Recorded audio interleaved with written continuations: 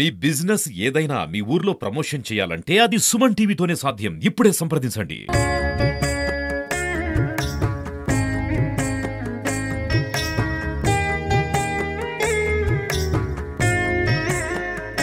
నమస్తే, welcome to Suman TV. ప్రస్తుతం గండి రామన్న ఆలయ ప్రాంగణంలో ఉన్నటువంటి సాయిబాబా మందిరం ముందు ఉన్నాము. అయితే ఇక్కడ ప్రతిరోజు, ప్రతి వారం, ప్రతి గురువారము అత్యధికమైనటువంటి సంఖ్యలో భక్తులు హాజరు కావడం జరుగుతుంది. నిత్యాన్నదాన కార్యక్రమాలు జరుగుతాయి. అలాగే ప్రతి గురువారము పూజా కార్యక్రమాలు అవి జరుగుతాయి. గురు పౌర్ణమికి అలాగే దత్త జయంతికి ప్రత్యేకమైనటువంటి కార్యక్రమాలు జరుగుతాయి. అయితే ముఖ్యంగా ఇక్కడ శ్రీరాముడు శివుడి విగ్రహాన్ని, శివుడి లింగాన్ని ప్రతిష్టాపన చేసినటువంటి క్షేత్రం కాబట్టి ఇక్కడ గండి రామన్న ప్రదేశం గండి రామన్న అని చెప్పి పిలుస్తూ ఉంటారు. ఈ ఆలయంలోనే సాయిబాబా మందిరం నిర్మించారు. మరి చాలా ఎత్తున, చాలా పెద్ద మొత్తంలో భక్తులు హాజరు కావడం జరుగుతుంది. అయితే ఆలయం లోపల ఉన్నటువంటి ఆ సాయిబాబా దివ్య మందిరాన్ని లోపల అలాగే పూజా కార్యక్రమాలు తిలకించి వద్దాం రండి.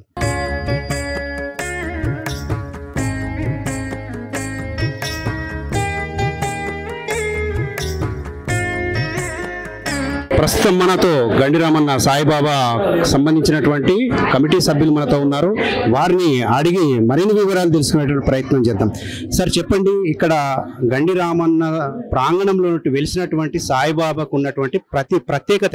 ఓం సాయిరామ్. ఇక్కడ బాబా వారికి ఉన్న ప్రత్యేకత ఏంటంటే ఉమ్మడి ఆదిలాబాద్ జిల్లాలోనే అతి పురాతనమైనటువంటి ఈ గుహల్లో శ్రీరాముడు తన స్వహస్తాలతో ప్రతిష్టాపించిన లింగం ఉంది. అంటే అంతటి పుణ్యక్షేత్రం.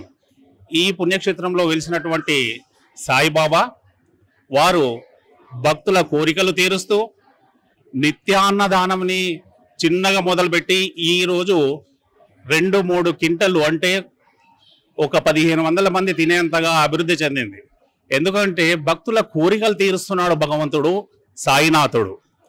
ఈ ప్రత్యేకంగా ఇక్కడ చెప్పాలనంటే ఊరికి బయట వాతావరణము చాలా బాగుండి ఇక్కడ వెలిసిన ఈ సాయిబాబా చాలా పవిత్రుడు. ప్రతి వారి కోరికలను తీరుస్తూ దినదిన అభివృద్ధి చెందుతుంది. ఇంకోటి ఏంటంటే ఇక్కడ ముఖ్యంగా చెప్పాలంటే ఈ అన్నదాన కార్యక్రమం. అన్నదానము చిన్నగా మొదలై ఈరోజు 1500-2000 మంది తినేదా భోజనాలను పెడుతున్నాం. అది కాకుండా ఈ గుళ్ళో నిత్యాన్నదానం కూడా జరుగుతుంది. ఇటువంటి సాయినాథుడు ఇక్కడ భక్తుల కోరికలు తీరుస్తూ పారాయణాలు, హోమాలు, ఇటువంటి నిత్య కార్యక్రమాలు జరుగుతున్నాయి. కాబట్టి సత్యనారాయణ వ్రతాలు ఇవన్నీ జరుగుతున్నాయి. కాబట్టి ఈ స్థలము చాలా పవిత్రమైంది. బాబావారి మహత్యం కూడా ఇక్కడ చాలా ఉన్నదని భక్తులు నమ్ముతున్నారు.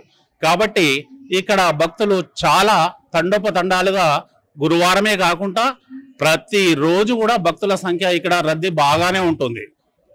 సుమారుగా ఎంతమంది భక్తులు హాజరవుతారు ప్రతి గురువారము? ఎంతమంది భోజన వసతికి కల్పించడం జరుగుతుంది? సుమారుగా 1500 నుంచి 2000 మంది భక్తులు హాజరవుతారు.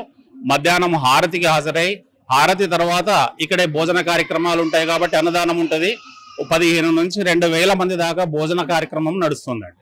ఇప్పుడు ప్రస్తుతం అంటే ఈ ట్రస్ట్ ఆధ్వర్యంలో నడుస్తుందా, లేకపోతే గవర్నమెంట్ దేవాదాయ శాఖకు సంబంధించింది ఏమన్నా ఆధ్వర్యంలో నడుస్తుందా? ఎవరు ఆధ్వర్యం? ఇది ఏంటంటే ఇంతకుముందు ఆల్రెడీ 10 సంవత్సరాల కింద సాయి సేవా సంఘ అనే ఈ గుడికి అనుబంధ సంస్థ భక్తుల దగ్గర శాశ్వత అన్నదానం అని చెప్పేసి ఒక స్కీమ్ పెట్టి 11,000 ప్రతి భక్తుడి దగ్గర విరాళాలు తీసుకొని ఆ విరాళాలతోటే ఈ అన్నదాన కార్యక్రమాన్ని జరుపుతున్నారు.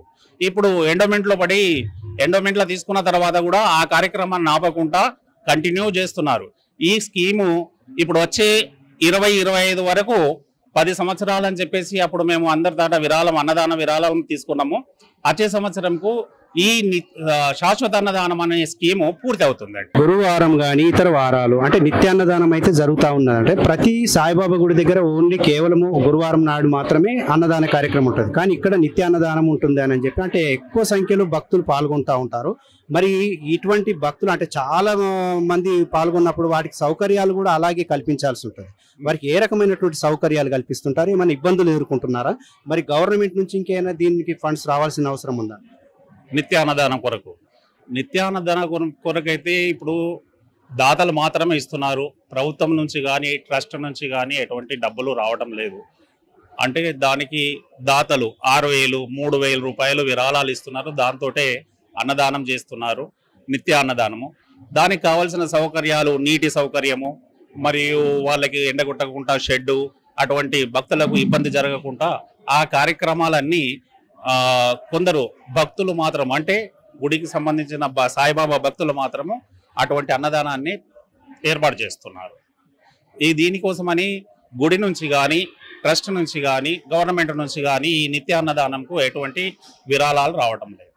ఓన్లీ భక్తులతో జరుగుతుంది, మాత్రం భక్తులతోటే ఈ నిత్య అన్నదాన కార్యక్రమం జరుగుతుంది. దత్త జయంతి కార్యక్రమానికి, గురు పౌర్ణమి కార్యక్రమానికి ఏ విధమైనటువంటి ఏర్పాట్లు చేస్తారు? సుమారు ఎంతమంది భక్తులు హాజరవుతారు? ఏ కార్యక్రమాలు జరుగుతాయి? ప్రతి సంవత్సరము ఇక్కడ ప్రత్యేకంగా అంటే గురు పౌర్ణమి మరియు దత్త జయంతి ఉత్సవాలను చాలా బ్రహ్మాండంగా చేస్తారు. ఆ రోజులలో 24 గంటల అఖండ సాయినామము మరియు పారాయణము, తర్వాత పల్లకి ప్రధాన వీధుల్లో పల్లకి ఊరేగింపు, అన్నదాన కార్యక్రమాలు. ఇవి కాకుండా ప్రొద్దునట్టు అభిషేకము, ప్రత్యేక పూజలు, దంపతులతో అర్చనలు చేయిస్తారు. సార్, ఇక్కడ గండిరామన్న అంటే రాముడు శివలింగాన్ని ప్రతిష్ఠించాడని చెప్పి పురాణ ఇతిహాసంలో ఉంది. కానీ ఇక్కడ రాముడి విగ్రహం కంటే ఎక్కువగా సాయిబాబా ప్రసిద్ధి చెందడానికి కారణం అంటే అప్పుడు పురాతనంలో ప్రతిష్ఠించిన శివలింగము గుహలో ఉండడం వల్ల అంత పైకి జనాలు ఎక్కువ వెళ్ళక ఇక్కడ సాయిబాబా ఆయన ఆ విగ్రహానికి అంటే ఆ శివలింగానికి ఎదురుగా ఉన్నటువంటి ఈ సాయిబాబా ఈరోజు చాలా ప్రసిద్ధి చెందిండు అని అంటే ఆ శివలింగం కోసం వచ్చిన వాళ్ళు బాబాను చూసి బాబా వారి కోరికలను తీర్చడం వల్ల బాబా ఇంతగా ఆయన తన మహత్యం చూపించడం వల్ల భక్తుల్లో బాబాపై చాలా భక్తి పెరిగిపోయింది. ఇక్కడ బాబా ప్రసిద్ధి చెందడానికి, బాబా విగ్రహం అంటే బాబా గుడి ప్రసిద్ధి చెందడానికి కారణం మెయిన్ రాముడు ప్రతిష్ఠించినటువంటి శివలింగమే కారణం. రాముడు ప్రతిష్ఠించిన పుణ్యక్షేత్రం అంటే శివలింగం పుణ్యక్షేత్రం కాబట్టి రాముడు తన స్వహస్తాలతోటి ప్రతిష్ఠించిన శివలింగం ఉంది. ఇది మహా పుణ్యమైన స్థలం కాబట్టి ఇక్కడ వెలిసిన సాయినాథుడు ఆ విధంగానే అభివృద్ధి చెందాడని మేము అనుకుంటాం. ఇప్పుడు రాముడు ప్రతిష్ఠించిన శివలింగానికి అంటే ఈ అక్కడ ఏమైనా కార్యక్రమాలు సంవత్సరం పొడుగునా అంటే ఇప్పుడు నవం నాడి కానీ ఇటువంటి ప్రత్యేకంగా ఇట్లా ఏదైనా కార్యక్రమాలు జరగడం? అయితే శివరాత్రి రోజు మాత్రము ఉత్సవాలు చేస్తాము, ఇక్కడ అన్నదానం కార్యక్రమం కూడా చేస్తాము. అదే కాకుండా ప్రతి నెల మాస శివరాత్రికి ప్రత్యేక పూజలు చేయిస్తూ భక్తుల ద్వారా అభిషేకాలు కూడా చేపిస్తాం అక్కడ గుహలో వెలిసినటువంటి శివలింగానికి. Thank you sir, thank you so much.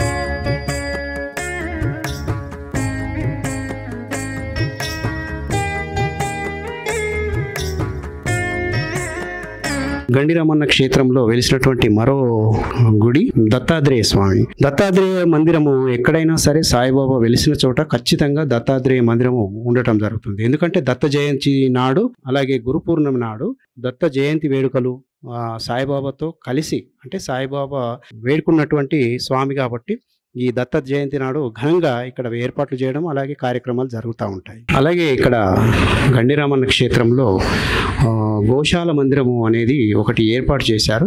మరి కృష్ణుడికి ప్రీతిపాత్రమైనటువంటి గోవు అలాగే కృష్ణుడి విగ్రహం ఇక్కడ పెట్టి కొన్ని గోవులను ఈ ట్రస్ట్ కమిటీ ఆధ్వర్యం లోపల పోషించడం జరుగుతూ ఉన్నది.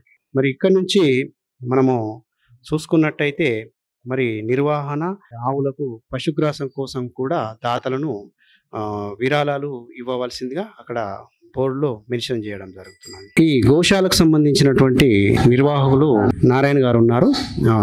చెప్పండి, ఇప్పుడు ఎన్ని ఆవులు ఉన్నాయి సుమారు ఇక్కడ? ఎవరు వీటికి పశుగ్రాసం అది గడ్డి అది పెడతా ఉంటారు? బాగోనుళ్ళ నారాయణ బెల్గమ్మ గండిరామన్న దగ్గర బావ దగ్గర జీతం ఉన్నాడు. 12 ఆవులు ఉన్నాయి మొత్తం 12 ఆవులు. లేగలతోని. మరి వీటికి గడ్డి అది గడ్డి గడ్డేస్తా, మేపుతా, నీళ్ళు దాపుతా, పెండ తీస్తా, అంత అన్ని మీరు చూసుకుంటారు. అయితే దాతలు ఇచ్చినటువంటి డబ్బులతో ఈ గ్రాసము అంటే ఆవులకు గడ్డి పెడతారా? ఆవులకు గడ్డి పెడతారు, వాళ్ళ దానం ధర్మం గడ్డి ఇస్తారు ఆవులకు, గోవులకు. ఎన్ని ఉన్నాయి సుమారుగా ఇక్కడ? మొత్తం 12 ఉన్నాయి. 12 ఆవులు ఉన్నాయి. ఆ.